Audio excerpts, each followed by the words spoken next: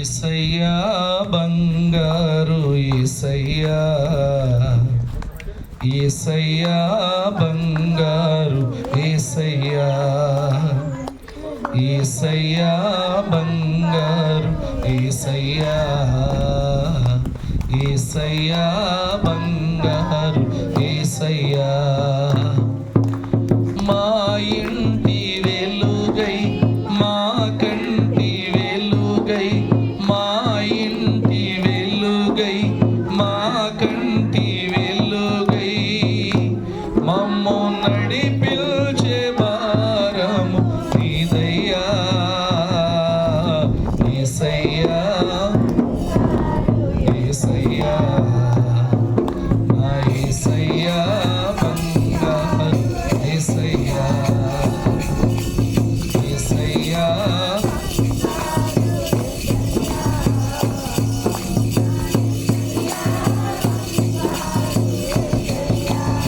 ఎడబాయని నీ కృపలో నడిపించిన నా దేవా, ఎడబాయని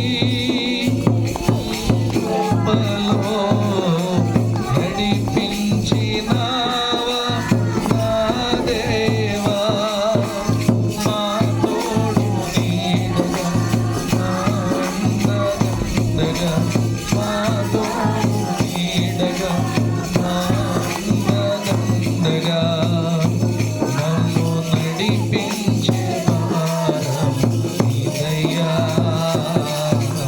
యేసయ్యా బంగారు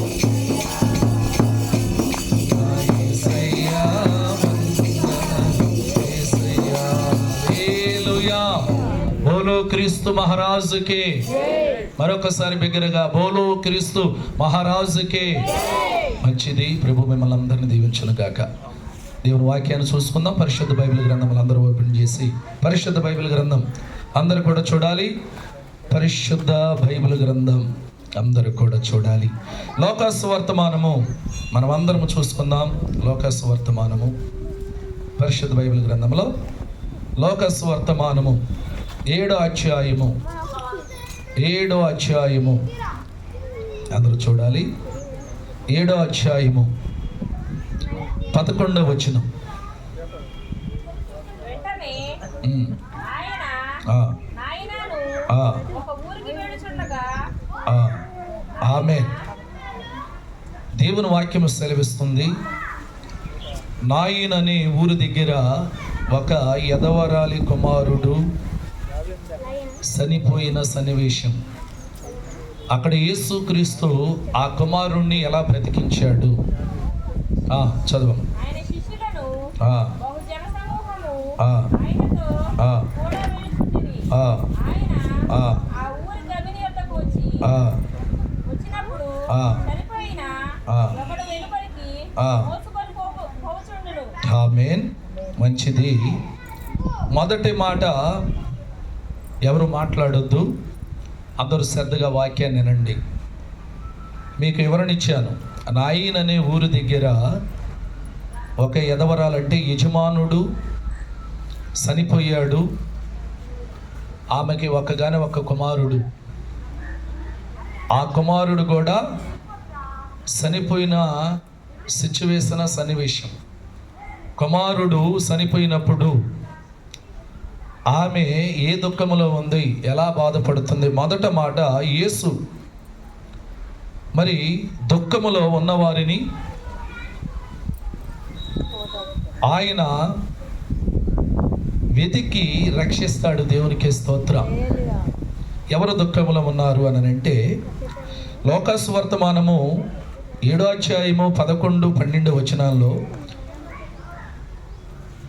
నాయిన్ అనే పట్టణమునకు వచ్చి యేసు తన ఒక్కగాని ఒక కుమారుడు కోల్పోయిన విధవరాలిని చూసి ఆమె దుఃఖాన్ని ఎవరు తొలగించలేకపోయేను. యేసు ఆమె బాధను గమనించాడు. గట్టిగా చప్పట్లు కొట్టాలి. అందరూ ఉన్నారు, అందరూ చూస్తున్నారు. నాయిన్ అనే ఆ ప్రాంతంలో ఆ కుమారుడు చనిపోయాడు. దేవునికి స్తోత్రం. ఒక్కగాని ఒక బిడ్డ చనిపోయినప్పుడు ఆ గ్రామంలో ఉన్నవారు, ఆ పట్టణంలో ఉన్నవారు వాళ్ళందరూ కూడా చాలా బాధపడుతున్న సమయాలు. దేవునికి స్తోత్రం. ఎవరు ఆమె బాధని ఓదార్చగలుగుతారు? ఎవరు చనిపోయిన బిడ్డని తిరిగి తీసుకురాగలుగుతారు? కానీ అందరూ ఏడుస్తున్నారు, బాధపడుతున్నారు. కానీ యేసుక్రీస్తు అంట ఏమి చూశాడంట? యేసు ఆమె బాధను గమనించాడు. అంటే గుండె బద్దలైపోయింది. ఒక కుమారుడు చనిపోయాడు. దేవునికి స్తోత్రం. చనిపోయి బాధపడే సమయాల్లో ఇదిగో మొదటి మాటలో మనం తెలుసుకోవలసిన భావం ఏంటంటే, ఆయన మనతో మాట్లాడుతున్న మాట ఇదిగో ఆమె బాధని గమనించి యేసుక్రీస్తు చూస్తున్న సమయాలు. మన జీవితాల్లో బాధలు, నష్టాలు వచ్చినప్పుడు యేసు మనల్ని మర్చిపోడు. ఆయన మన కన్నీళ్లను చూస్తాడు, మనకి ఆదరణ ఇస్తాడు. దేవునికి స్తోత్రం. మనుషులైతే ఒక మాట చెప్తారు, ఓదార్తారు. కానీ దేవుడైతే ఏం చేస్తాడంట? మర్చిపోతానన్నాడా? యేసుక్రీస్తు ఏమాత్రము కూడా ఆయన మన కన్నీళ్లను చూస్తాడు, మనకు ఆదరణ ఇస్తాడు. ఈ యొక్క నాయిన్ అనే ఊరి దగ్గర ఈ కుమారుడు చనిపోయి వేదనలో ఉన్నప్పుడు మొదట ఏం చూశాడంటే ఆమె బాధని గమనించాడు. రెండోది ఆమె కన్నీళ్లు చూశాడు. దేవునికి స్తోత్రం. మరి అదే లోకాసు వర్తమానం 2వ మాటలో మనం తెలుసుకుంటే 7వ అధ్యాయం 13వ వచనంలో ఒక మాట ఉంది.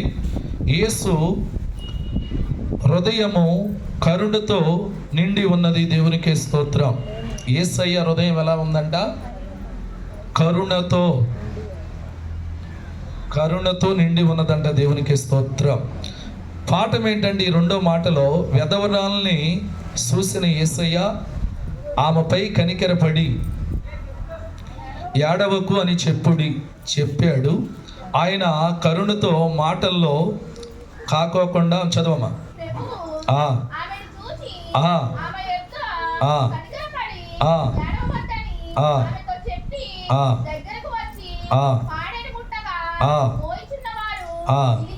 ఒకసారి గట్టిగా చప్పట్లు కొట్టండి. మన దేవుడు ఎవరు? కరుణా సంపన్నుడు, అంటే సంపదల గని. ఈయన హృదయం అంతా కరుణతో నిండి ఉందంట. ఇక్కడ కుమారుడు చనిపోయి బాధపడుతున్న కుమార్తె ఏం చేశాడు? ఆమెని ఓదార్చాడు. అమ్మా, నువ్వు బాధపడొద్దు. నీ బిడ్డ చనిపోయాడు, నువ్వు వేదన చెంది కన్నీళ్లతో బాధపడుతున్నావా? నీ కన్నీళ్లు చూశాను, నీ బాధను చూశాను, నీ హృదయాన్ని చూశాను, నీ అంతరంగాన్ని చూశాను. ఇదిగో దేవుని వాక్యం ఏమని సెలవిస్తుందంటే, మనము కూడుకొని ఇతరులను బాధను చూసి కనికరముతో స్పందించాలి. క్రీస్తు ప్రేమను మన జీవితాల్లో దేవుడు బదిలించాడు. దేవునికి స్తోత్రం. అంటే మన జీవితాలు ఎలా ఉండాలంట? ఇతరులకు బాధ కలిగినప్పుడు చూసి కనికరముతో జాలిపడాలంటే యేసయ్య ఆ బాధలో ఆమె మీద కనికరం పడ్డాడు. దేవునికి స్తోత్రం. ఎవరి మీద? నాయిన్ అనే ఊరి దగ్గర వెధవరాలి కుమారుడు చనిపోతే ఆ వెధవరాలి పైన దేవుడు జాలిపడి మాట్లాడుతున్న మాట ఏమంటున్నాడంటే, నువ్వు బాధపడొద్దమ్మా, నువ్వు వేదన చెందొద్దు, నీ దుఃఖాన్ని చూశాను, నీ బాధను చూశాను కాబట్టి అని మాట్లాడుతూ 3వ మాటలో యేసు ఇదిగో దేవుని వాక్యం సెలవిస్తుంది. యేసు మాట్లాడుతున్న మాట, అసాధ్యము పరిస్థితులను దేవుడు మార్చగలుగుతాడంట. మన వల్ల కాదు, ఇక మనం పని అయిపోయింది, ఇక మనం చేతులు ఎత్తేసాము, ఇక మనం జయించలేము, మన బ్రతికైపోయింది, మన పరిస్థితి అయిపోయింది అనుకున్న సమయాల్లో దేవుడు ఏం చేస్తాడంట? మార్చగలుగుతాడు. అసాధ్యము కానీ మన జీవితాల్లో దేవుడు సాధ్యాన్ని కలగజేస్తాడు. గట్టిగా చప్పట్లు కొట్టాలి. కారణం ఏంటంటే లోకాసు వర్తమానం 7వ అధ్యాయం 14వ వచనములో దేవుని వాక్యము సెలవిస్తుంది. ఏమనంటే, యేసు చెప్పిన మాట ఒకసారి చదవమా. యేసు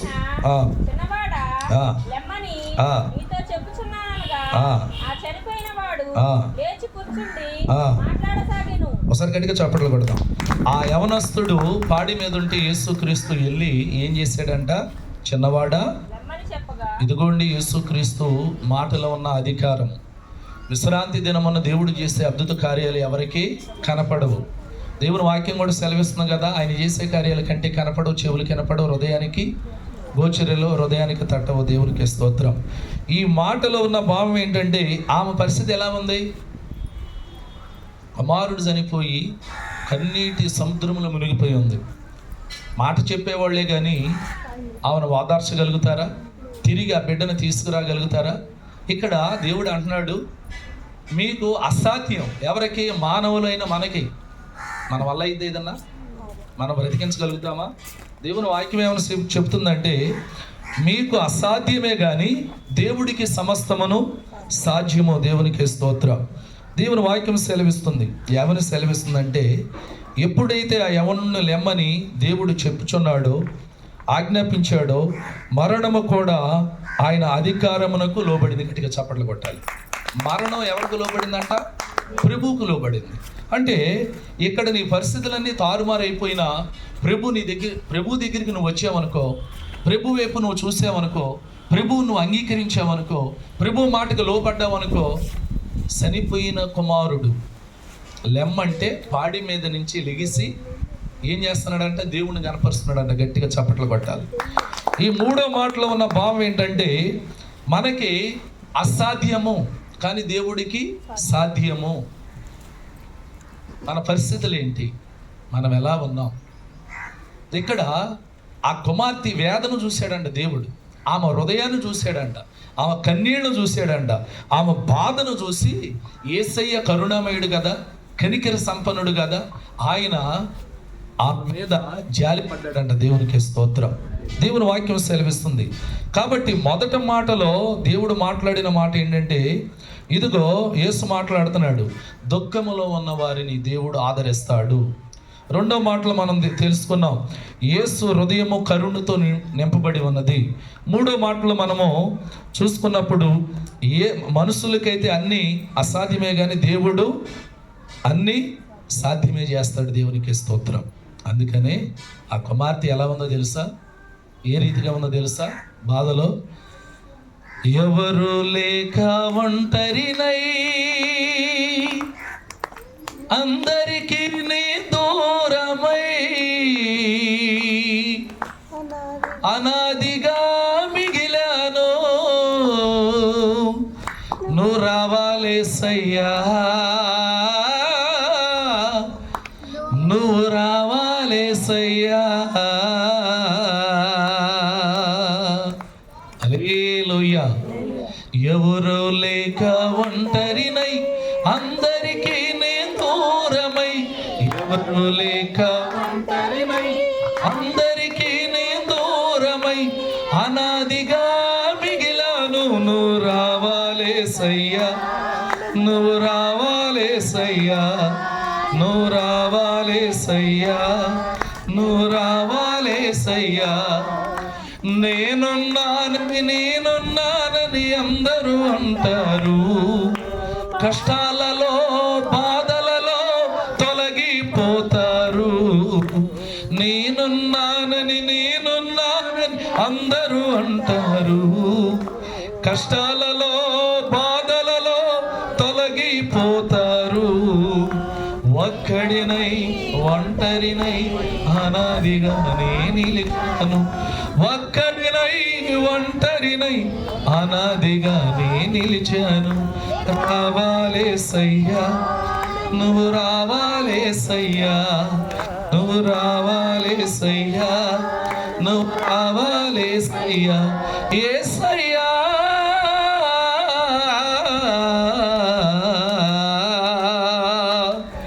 నువ్వు రావాలేసయ్యా, నువ్వు రావాలేసయ్యా. హల్లెలూయా. యథార్థమైన మాట. ఎవరూ లేక ఒంటరి అయిపోయి ఎలా ఉందంట? నేనున్నా, నీకొచ్చిన భయం లేదు అనేవారే కానీ ఆ సందర్భం వచ్చినప్పుడు, ఆ కష్టం వచ్చినప్పుడు, ఆ బాధ వచ్చినప్పుడు అందరూ ఏమైపోయారంట? తొలగిపోయారు. గట్టిగా చప్పట్లు కొడదాం. కానీ ఆమె జీవితంలో నిలబడింది ఎవరు? యేసయ్యా. నీ నమ్మిక, నీ విశ్వాసం చూసారండి. ప్రభు మాట్లాడుతున్నాడు, అమ్మా, మనుషులుగా మీకు అసాధ్యం, దేవుడిగా నాకు సాధ్యం మీ అందరి కొరకే నేను వచ్చి ఉన్నాను. దేవుడు చేసే అద్భుతాలు చాలా గొప్ప కార్యాలండి. విశ్రాంతి దినాన ఆయన చేసిన కార్యాలు ఎన్ని ఉన్నాయో తెలుసా? వివరించుట అది మన తరం కాదు. దేవునికి స్తోత్రం. కాబట్టి ఆ యవ్వనుడు లేచి నిలబడ్డాడు. అంటే ఇక్కడ మరణము కూడా ఆయనకి ఏమైందంట? లోబడింది. దేవునికి స్తోత్రం. పాఠం ఏంటంటే మన జీవితాల్లో అసాధ్యము అనిపించే పరిస్థితులను కూడా యేసు మార్చగలుగుతాడు. ఆయన శక్తిపై విశ్వాసం ఉంచాలి. గట్టిగా చప్పట్లు కొట్టు. ఏంటంట దేవుడు ఏమన్నాడు? మీకు అసాధ్యము కాబట్టి దేవుడికి సాధ్యం, అన్ని మారుస్తాను. 3వ మాటలో ఇది యథార్థమైన మాట. ఏమైనా చేయగలవు, కథ మొత్తం మార్చగలవు, నీ నామముకే మహిమంతా తెచ్చుకుందువు. యేసయ్యా యేసయ్యా నీకే సాధ్యము. హల్లెలూయా. ఎంత గొప్ప మాట అండి. చనిపోయిన కుమారుణ్ణి బ్రతికించడం అంటే మాటల? నువ్వు ఆరాధిస్తున్న దేవుడు నీ స్థితిని, నీ గతిని చూస్తాడు. దేవునికి స్తోత్రం. 3వ మాటలో ఉన్న భావం ఏంటంటే, ఇదిగో దేవుడే మాట్లాడుతున్నాడు.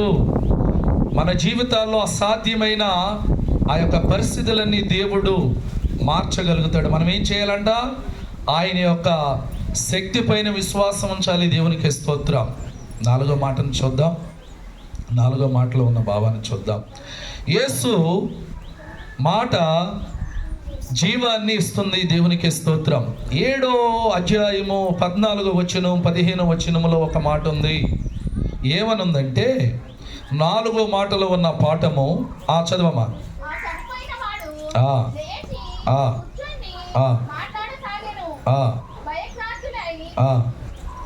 కొట్టు, గట్టిగా చప్పట్లు కొట్టు. చనిపోయాడు, తీసుకెళ్ళిపోతున్నారు. దేని మీద? పాడి మీద. సమాధి కార్యక్రమానికి ఊరు గ్రామస్తులందరూ వచ్చారు. ఇక తీసుకొని బయలుదేరి వెళ్ళిపోయే సమయాల్లో యేసుక్రీస్తు వచ్చి చేసే అద్భుతాలండి. ఒక్కొక్క బాబు ఒక్కొక్క రీతిగా మీకు వివరించాలని నిలబడి ఉన్నాను. 4వ మాటలో ఉన్న భావం ఏంటంటే, యేసు మాట జీవాన్ని ఇస్తుంది. అంటే అర్థం ఏంటి? మరణించి, ఇప్పుడు జీవం లేకపోతే మనిషి ఏమైపోతాడు? మరణం అయిపోతాడుగా. మరణించాడు. ఎవరు? మన నాయిన్ అనే ఊరిలో యదవరాలి కుమారుడు, అంతే కదా, మరణించాడు. మరణించిన తర్వాత అతను ఏమి లేదు, జీవం ఓన్లీ కట్టే, అంతే కదా, ఓన్లీ శరీరమే ఉంది. ఇక్కడ యేసు మాట ద్వారా ఈ యొక్క యవనుడు ఇక్కడ ఏం జరుగుతుందనేది చూద్దాం. యేసు ఒక మాటతో చనిపోయిన యువకుడు బ్రతికాడు. క్రీస్తు వాక్యములో జీవాన్ని ప్రసాదించిన శక్తి ఉంది. కాబట్టి దేవుని వాక్యాన్ని ప్రతిరోజు చదివి ధ్యానించి విధేయతతో జీవించాలని ఆత్మీయ జీవిత పాఠం ప్రకటిస్తుంది. దేవునికి స్తోత్రం. ఏం చేశాడంట కుర్రోడు? లేచి నిలబడి ఏం చేస్తున్నాడంట? మాట్లాడుతున్నాడండి. ఇది చాలా అద్భుతం. మన జీవితాల్లో ఎందుకు కార్యాలు జరగట్లా? ఇక్కడ ఈ యొక్క కుమార్తె కన్నీటిని చూశాడు, హృదయాన్ని చూశాడు, అంతరంగాన్ని చూశాడు, ఆలోచన చూశాడు. ఒక్కగానే ఒక కుమారుడు చనిపోయాడు. ఆ బిడ్డ వేదన చూసామా, నువ్వు బాధపడొద్దని దగ్గరికి వెళ్ళి ఆ పాడిని ముట్టి స్వస్థత కలగజేసి, ఈ 4వ మాటలో ఉన్న అర్థం ఏంటంటే, యేసుక్రీస్తు మాటతో మరలా అతనికి ఏమిచ్చాడంట? ప్రాణాన్ని, జీవాన్ని కలగజేసాడు. దేవునికి స్తోత్రం. కాబట్టి మనలో ఏముండాలి? దేవుని వాక్యం ఉండాలి. ఆ వ్యక్తి ఏం చేస్తున్నాడు? మాట్లాడసాగాడు. ఎవరు ఎదుట? ప్రజల ఎదుట, దేవుని ఎదుట.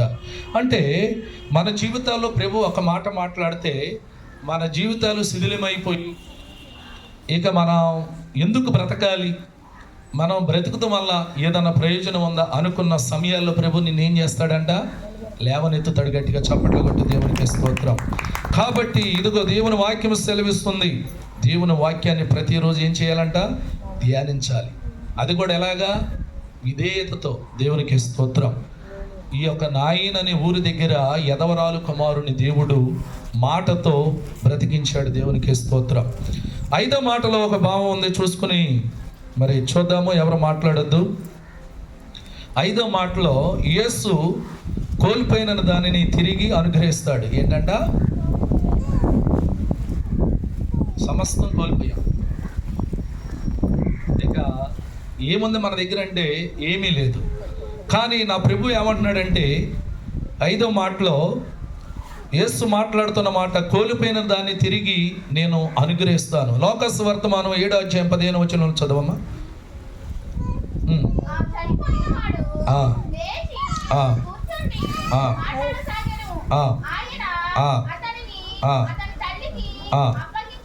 ఒకసారి గట్టిగా చప్పట్లు కొడదాం. ఏంటి ఆ పరిస్థితి? కుమారుడు చనిపోయాడు, సమాధి కార్యక్రమం జరిగే సమయం. బిడ్డను కోల్పోయిందో కోల్పోలేదా? భర్తను కోల్పోయింది. భర్త ఇదైపోయాడంటే బిడ్డ కూడా ఉన్న ఆదరవ. ఇక ఆమె జీవితంలో తన కుమారుడే కదా, సమస్తం ఆశలన్నీ బిడ్డ పైన పెట్టుకుంది. అప్పుడు ఏమైంది? ఆ కుమారుడు చనిపోయాడు. సమాధి కార్యక్రమం. ఇక్కడ ప్రభు అంటున్నాడు 5వ మాటలో, యేసు మాట్లాడుతున్నాడు, ఏదైతే నువ్వు కోల్పోయావో తిరిగి మరలా నేను నీకు అనుగ్రహిస్తాను. యేసు మాట్లాడుతున్న మాట పాఠం ఏంటంటే 5వ మాటలో, యేసు బ్రతికిన కుమారుణ్ణి అతని తల్లికి అప్పగించాడు. ఆయన కేవలము ఇదిగో అద్భుతాలు చేయటమే కాదు, ఇరిగిపోయిన జీవితాల్ని పునరుద్ధరణిస్తాడు. దేవుడు మన జీవితాల్లో కోల్పోయిన ఆనందం, నిరీక్షణ, శాంతిని తిరిగి మనకు అనుగ్రహిస్తాడు. గట్టిగా చప్పట్లు కొట్టాలి. చెడవలేదా? ఏమిచ్చాడు? తన కుమారుని తీసుకొచ్చి తన కవిగిట చేర్చాడు. తల్లి కవిగిట. గట్టిగా చప్పట్లు కొట్టాలి. అమ్మా ఇదిగో నీ బిడ్డ, ఇక నువ్వు బాధపడదు. అంటే ఏదైతే నువ్వు కోల్పోయావో, ఏదైతే నీకు దూరం అయిపోయిందో, ఏదైతే కోల్పోయి బాధపడతావో, ఈ ఆదివారం ఈ విశ్రాంతి దినం ప్రభు సన్నిధిలో నీవు మొరపెట్టి అడిగితే దేవుడు నీకు అనుగ్రహించునుగాక. గట్టిగా చప్పట్లు కొట్టండి. ఈ 5వ మాటలో ఉన్న భావం ఏంటంటే, కోల్పోయిన దానిని నీ ప్రభు మరలా తిరిగి నీకు ఇస్తాడు. దేవునికి స్తోత్రం. 6వ మాటలో ఒక భావం ఉంది, ఒకసారి చూద్దాం. 6వ మాటలో, దేవుని కార్యము ప్రజల్ని భక్తితో నింపుతుంది. దేవునికి స్తోత్రం. ఒకసారి అధ్యాయం చూడండి. 7వ అధ్యాయము, లోకస్ వర్తమానం 7వ అధ్యాయం 16వ వచనం.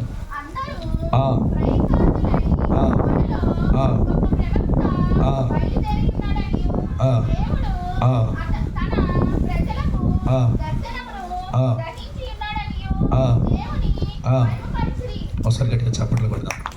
ప్రజలందరూ కూడా ఎలా ఉన్నారంట? భయముతో నింపబడిన భయంకరాంతులయ్యేది. దేవునికి స్తోత్రం. దేవుని కార్యం ప్రజల్ని భక్తితో నింపుతుంది. వాళ్ళు మాట్లాడుతున్న మాట, ఈ అద్భుతాన్ని చూసిన ప్రజలు భయభక్తులతో దేవుణ్ణి మహిమపరిచారు. దేవుని కార్యములు ప్రజల హృదయాల్ని ఆయన వైపు తిప్పాయి.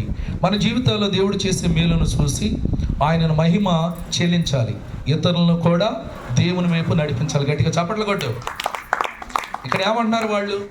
ఈయన ప్రవక్త, ఈయన గొప్పవాడు, చనిపోయిన కుమారుని బ్రతికిస్తామంటే మాటలు కాదు. అంటే దేవుని వాక్యానికి మనం ఏమై ఉండాలంట? భయము, భక్తి కలిగి ఉండాలి. అక్కడ ప్రజలందరూ కూడా భయముతో దేవుని ఆరాధించారు. భక్తితో చేసిన అద్భుతాన్ని చూసి ఏమంటున్నారు తెలుసా వాళ్ళు? ఈ అద్భుతాన్ని చూసిన ప్రజలు భయభక్తులతో దేవుని మహిమపరిచారు. దేవుని కార్యాలు ప్రజల హృదయాల వైపు తిప్పాయి. దేవునికి స్తోత్రం. దేవుని కార్యము ప్రజలు హృదయాల వైపు వెళ్ళినప్పుడు, అంటే నీ జీవితంలో ఇదిగో దేవుడు కార్యము పొందుకోవాలంటే ఏం కలిగి ఉండాలి? భయము, భక్తితో దేవుణ్ణి ఆరాధించాలి. దేవునికి స్తోత్రం. కాబట్టి మరొక మాట చూద్దాం. ఎవరు కంగారు పడొద్దు, ఇక ముగించేసుకుందాం. 7వ మాటలో ఒక భావం ఉంది, ఒకసారి చూడండి అమ్మా. యేసు తన ప్రజల్ని దర్శించే దేవుడు. లోకస్ వర్తమానం 7వ అధ్యాయం 16వ వచనం చూడు. లోకస్ వర్తమానం 7వ అధ్యాయం 16వ వచనం. యేసు తన ప్రజల్ని దర్శించే దేవుడు. పాఠం ఏంటంటే 7వ మాటలో ఉన్న భావం, యేసు అంట తన ప్రజల్ని ఏం చేస్తాడంట? దర్శిస్తాడు. దేవుడు తన ప్రజల్ని దర్శించాడు అని చెప్పారు. యేసు రాక దేవుని ప్రేమ, కృప, రక్షణ గుర్తు చేస్తాయి. దేవుడు ఈరోజు తన ప్రజల జీవితాల్లో ఇదిగో పని చేస్తున్నాడు. ఆయన సన్నిధిలో ప్రతిరోజు కొరకు మనం ఏం చేయాలంట? ఎదురు చూసి జీవించాలి. దేవునికి స్తోత్రం. దేవుడు ప్రతి ఒక్క బిడ్డను దర్శిస్తానన్నాడు. మేము ఒక్కడికి కాదు, ఇక్కడ కూడి ఉన్న వారందరూ కూడా ప్రభు ఏమై ఉన్నాడంట? దేవుడే ఉన్నాడు. దేవునికి స్తోత్రం. ఈ మాటలో ఉన్న భావం ఏంటంటే, యేసు తన ప్రజల్ని ఎప్పుడు చూస్తాడు దర్శిస్తాడు, ప్రేమిస్తాడు, ఆదరిస్తాడు, సహాయం చేస్తాడు. కృపా రక్షణ ఇదిగో ఆయన దగ్గర నుంచి నీకు కలుగుతుంది. దేవునికి స్తోత్రం. ఈ సమయంలో దేవుడు మనతో మాట్లాడుతున్న మాట ఏంటంటే, తన ప్రజల్ని యేసు ప్రభు ఎప్పుడు విడిచిపెట్టలే, మనమే విడిచిపెట్టాం. అవునా కదా? విడిచిపెట్టాడు ఆయన. మన జీవితాల్లో ఆయన చేసే అద్భుతాలు చాలా గొప్పగా ఉంటాయి. దేవుని వాక్యం సెలవిస్తుంది, ఇదిగో ఎవరిని ఆయన మర్చిపోయే దేవుడు కాడు. దేవునికి స్తోత్రం. మర్చిపోయాడా? మర్చిపోతే అక్కడికి వస్తాడా? ఎక్కడికి? నాయిన్ అనే ఊరి దగ్గరికి యదవరాలి కుమారుడు చనిపోయి పాడి మీద మోసుకొని వెళ్తుంటే ఎదురుపడి అక్కడ జరిగిన అద్భుతాలు. దేవుడు ఎక్కడ కష్టం కలిగిద్దో, ఎక్కడ బాధ కలిగిద్దో, ఎక్కడ వేదన కలిగి ఉంటారో వారందరిని దేవుడు లేపుతాడు. గట్టిగా చప్పట్లు కొట్టాలి. ఏమన్నాడు? ప్రజలందరికీ ఏం కలగజేస్తానన్నాడు. విన్నారా వాక్యం? చెప్పండి. మీరు చెప్పేటట్టుగా లేరు. దేవునికి స్తోత్రం. ఒక మనిషి చెప్పింది అంతే. అంటే దేవుడు అందరినీ దర్శిస్తాడు. దర్శనం కాదు. దర్శనం అంటే కళ, స్వప్నం, అది వేరు. దర్శిస్తాడంటే ఆయన ప్రేమ, ఆయన కనికరము, ఆయన రక్షణ, ఆయన కృప మన పైన కొమ్మరించబడుతుంది. గట్టిగా చప్పట్లు కొట్టాలి. 8వ మాట లాస్ట్ ఫైనల్గా ముగించుకుందాం. 8వ మాటలో ఉన్న భావం, యేసు మహిమ అందరికీ తెలియజేయాలి. గట్టిగా చప్పట్లు కొట్టండి. యేసు మహిమ నీ లోపల ఉంటానికి అవకాశం లేదు. ఎలా తెలియజేయాలి చెప్పండి? ఎలా తెలియజేయాలి మీరు చెప్పండి? తెలుసా ఎలా తెలియజేయాలో? తెలీదా? ఒకసారి చూడమ్మా. 7వ అధ్యాయము, లోకస్ వర్తమానం 7వ అధ్యాయం 17వ వచనం.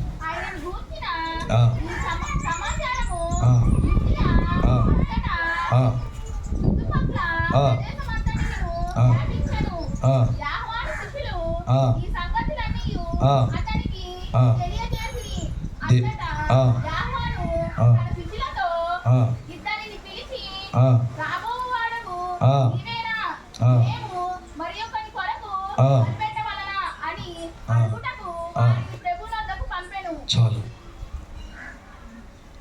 ఏం చేయాలంట? మనం ఏం చేయాలంట? దేవుని మహిమను అందరికీ తెలియజెప్పాలి. ఈ అద్భుతం జరిగింది, ఈ కార్యం జరిగింది. ఇది చూసిన వారందరూ కూడా ఆశ్చర్యపడ్డారు. ఈ అద్భుతము గురించి యోదయ దేశం అంతటా చుట్టుపక్కల ప్రాంతాల్లో ఈ వార్త వ్యాపించింది. దేవుని కార్యాన్ని దాచకుండా ప్రకటించాలి. దేవుడు మన జీవితాల్లో చేసిన అద్భుతాలు కుటుంబాన్ని, సంఘాన్ని, సమాజానికి సాక్ష్యముగా చెప్పి ఇదిగో క్రీస్తు నామమును మహిమపరచాలి. గట్టిగా చప్పట్లు కొట్టాలి. ఇది యథార్థమైన మాట. అవునా కదా?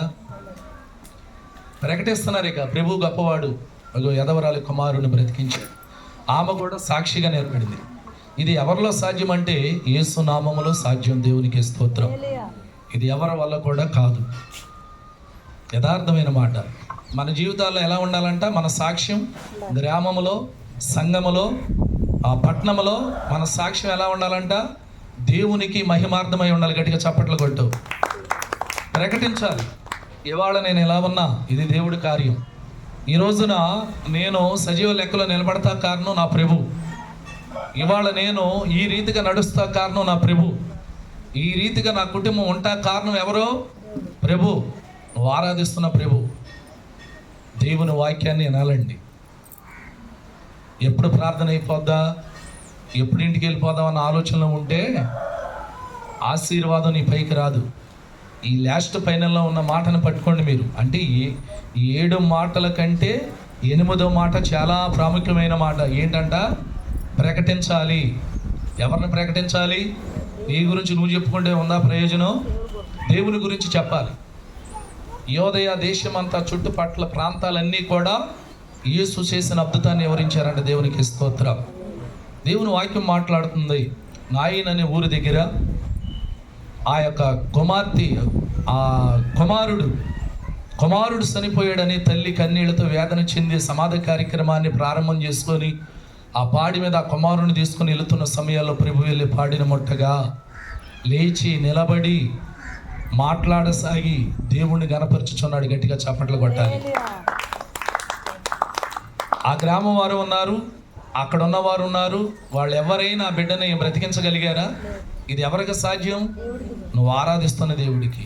ఇది ఎవరికి సాధ్యం? నువ్వు నమ్ముతున్న దేవుడికి. ఇది ఎవరికి సాధ్యం? నీ హృదయంలో బద్దలుపరుచుకున్న నజరేయుడైన యేసుక్రీస్తుకి దేవునికి స్తోత్రం. పాఠం ఏంటో తెలుసా? నువ్వు ఇలా ఉండిపోతానికి అవకాశం లేదు.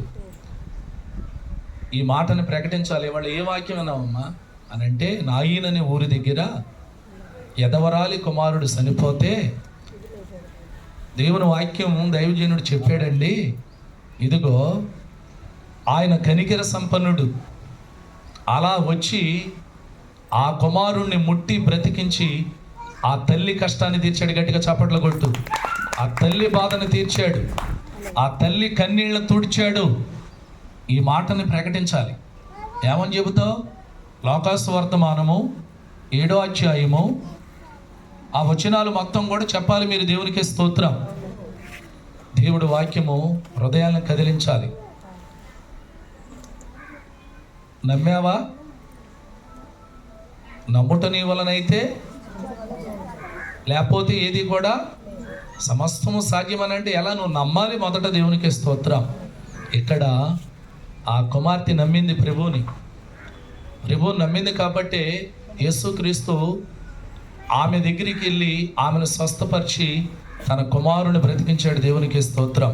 మన జీవితాల్లో ఎన్నో కష్టాలు, ఎన్నో బాధలు, ఎన్నో ఇబ్బందులు, ఎన్నో ఇరుకులు, ఎన్నో కన్నీళ్ళ మధ్యలో నలిగిపోతున్న సమయాలు. కానీ నా ప్రభు మాట్లాడుతున్న మాట, ఈ యదవరాలి పక్షమున దేవుడుండి తన కుమారుని బ్రతికించి ఇదిగో అక్కడ అద్భుతాన్ని చేసి ఆ కార్యాన్ని అక్కడ జరిగించాడు. దేవునికి స్తోత్రం. కాబట్టి మనం అందరము కూడా ఏం చేయాలంట? దేవునికి భయపడాలి, దేవునికి లోబడాలి. దేవుని సన్నిధిలో మనమందరము కూడా ఎలా ఉండాలంట? భయభక్తులు కలిగి ఉండాలి. దేవునికి స్తోత్రం. దేవుని వాక్యం సెలవిస్తుంది. కాబట్టి యేసు దుఃఖములో ఉన్న వారిని మొదటి మాటలో ఏం చేస్తాడు? ఇదిగో ఆయన వెతికి రక్షించి వారి దుఃఖాన్ని విడిపిస్తాడు. రెండో మాటలో యేసు హృదయము కరుణతో నింపబడింది కాబట్టి ఆ కుమార్తెని ఇదిగో అమ్మా నువ్వు బాధపడొద్దని జాలిపడి ఆ బిడ్డ పైన తన కుమారుణ్ణి బ్రతికించి ఆమె హృదయం అంతా కూడా కరుణతో నింపబడింది. మూడో మాట, మన మానవ జీవితాలకి అన్నీ అసాధ్యం కానీ దేవుడికి సాధ్యం. నాలుగో మాట ఏంటంటే యేసు మాట ఇదిగో జీవాన్ని ఇస్తుంది, అంటే తిరిగి బ్రతికిస్తాడు దేవుడు. ఐదో మాటలో కోల్పోయినవన్నీ తిరిగి మరలా నీకు అనుగ్రహిస్తాడు. ఆరో మాటలో ఏమనుంది? దేవుని కార్యములు ప్రజలు భయభక్తులతో నింపబడి ఉన్నది. దేవునికి స్తోత్రం.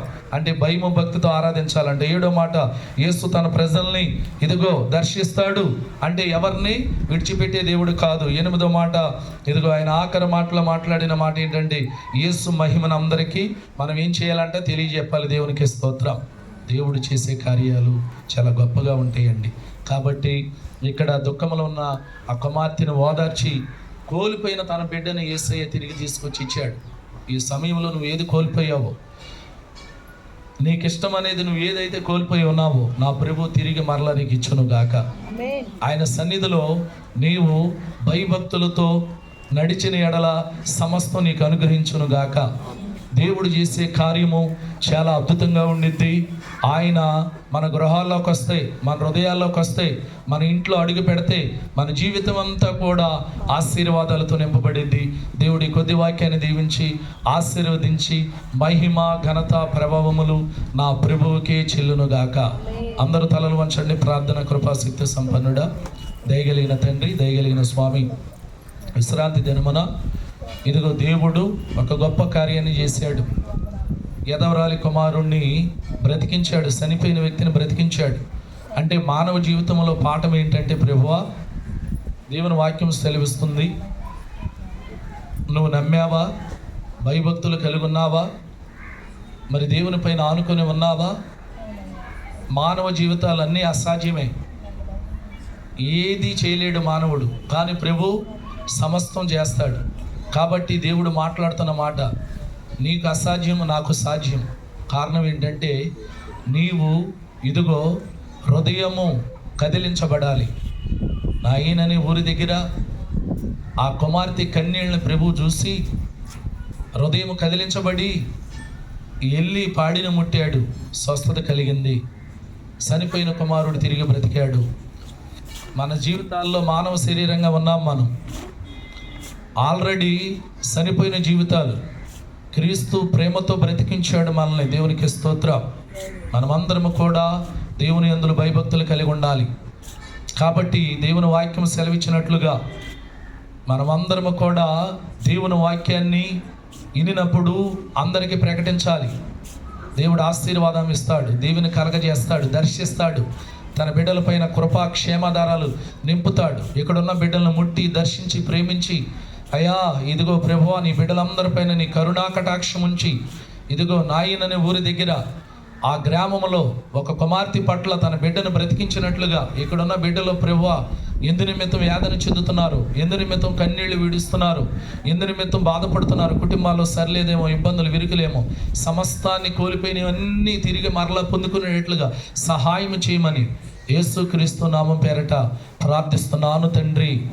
మీకు దీవెన కలుగును గాక, మీకు ఆశీర్వాదం వచ్చును గాక, మీకు వెలుగు వచ్చును గాక, మీరందరూ రక్షింపబడును గాక, మీ అందరికీ దేవుని దీవెనుండును గాక. ఇదిగో మీ వ్యాపారాలపైన, మీ యొక్క వ్యవసాయాలపైన, మీ పాడి పంటలపైన, మీ దుగ్గుడేట్లపైన దేవుని కృపా క్షేమాధారాలు నిరంతరం కుమ్మరించబడును గాక. నా ప్రభు ఆశీర్వాదం మీ పైన ఎల్లప్పుడూ ఉండును గాక. అష్టైశ్వర్యాలు కలిగి, సిరి సంపదలు కలిగి, దేవుని సన్నిధిలో మీరందరూ వర్ధిల్లును గాక.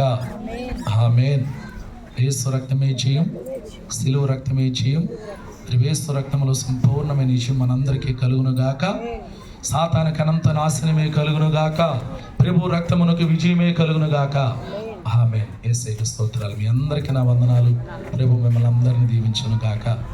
ప్రార్థన చేయించుకునేవాళ్ళు ఒక్కొక్కరుగా వచ్చి ప్రార్థన చేయించు.